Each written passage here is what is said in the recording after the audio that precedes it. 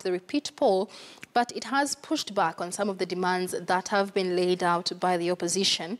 When you take a look at the front page there, IEBC says some of the key issues they have handled or contextualized ahead of the election is the issue surrounding the Dubai-based Al Ghurair printing firm. But that story continues on page 4 and 5 of the paper here. So let's take a look just at a glance some of the measures that IEBC has put in place for the repeat poll. One of them is that in terms of ICT, we will have experts from the UN and the Commonwealth to be embedded in the electoral ICT team. Remember, ICT was part of the irreducible minimums that NASA had also laid out, saying they wanted an overhaul of the entire ICT system. But that, of course, from NASA's end also entailed the French firm Safran Morpho. But IEBC has stood its ground there, saying due to time constraints, Safran Morpho will go ahead and facilitate the transmission of election results on the 26th of October. But in a bid to raise transparency there, they say experts from the UN and Commonwealth will be embedded in the entire electoral process and in the ICT team of the Independent Electoral and Boundaries Commission. They also say that the media will be free to cover the announcement of results in all the 290 constituency tallying centers from across the country. Remember, before the August 8th election, the media had been given a stern warning by the Independent Electoral and Boundaries Commission to only announce the results after they had been announced by officially by the returning officer or the Independent Electoral and Boundaries Commission.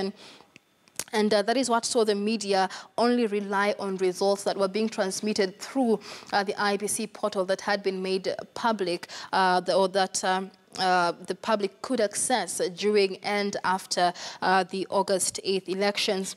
But we're seeing here, again, in a bid to increase transparency and make sure that it is free, fair and credible, the media will be allowed to cover the announcement right from the constituency tallying centers all across the country. A lot of questions as to whether this will finally allow the media to have its own integrated tallying center. But again, that is a conversation we just might be holding tomorrow on our newsroom conversation with this new twist to the IEBC decisions. IEBC also says observers will, alongside the media, be granted access to the entire electoral process. The issue of observers is an interesting one, in the country, considering that after the bungled August 8th elections, observers, especially foreign observers, gave the election a clean bill of health, saying it was free, fair and credible. Questions were raised as to the role of observers and how far into the electoral process they were observing the process, because the Supreme Court did find culpability and issues in terms of the transmission of results. We saw many international observers coming out after the Supreme Court verdict there to also ask for reforms within the electoral body IEBC ahead of the election. So they will now be given access to the entire electoral process. How big a difference will this make? Only time can tell. And so the issue of ballot papers also comes to play here.